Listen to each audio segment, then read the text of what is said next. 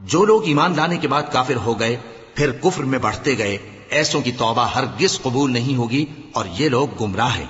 جو لوگ کافر ہوئے اور کفر ہی کی حالت میں مر گئے، وہ اگر نجات حاصل کرنی چاہیں اور بدلے میں زمین بھر سونا دیں تو ہرگز قبول نہیں کیا جائے گا۔ ان لوگوں کو دکھ دینے والا عذاب ہوگا اور ان کا کوئی مددگار نہیں ہوگا۔ مومنوں، جب تک تم ان چیزوں میں سے جو تمہیں عزیز ہیں اللہ کی راہ میں خرچ نہ کرو گے، کبھی نیکی حاصل نہ کر سکو گے، اور جو چیز تم خرچ کرو گے اللہ اس کو جانتا ہے۔ بنی اسرائیل کے لیے تورات کے نازل ہونے سے پہلے کھانے کی تمام چیزیں حلال تھیں بجز ان کے جو یعقوب نے خود اپنے اوپر حرام کر لی تھی۔ کہہ دو کہ اگر سچے ہو تو تورات لاؤ اور اسے پڑھو، یعنی دلیل پیش کرو۔ اب جو اس کے بعد بھی اللہ پر جھوٹے افطرا کریں تو ایسے لوگ ہی بے انصاف ہیں۔ کہہ دو کہ اللہ نے سچ فرما دیا، پس دین ابراہیم کی پیروی کرو جو سب سے بے تعلق ہو کر ایک اللہ کے ہو رہے تھے اور مشرکوں میں سے نہ تھے۔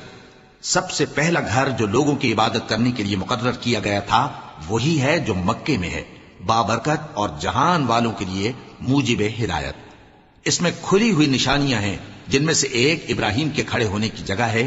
جو شخص اس مبارک گھر میں داخل ہوا اس نے امن پا لیا، اور لوگوں پر اللہ کا حق یعنی فرض ہے کہ جو اس گھر تک جانے کا مقدور رکھے وہ اس کا حج کرے، اور جو اس حکم کی تعمیل نہ کرے گا تو اللہ بھی اہل عالم سے بے نیاز ہے۔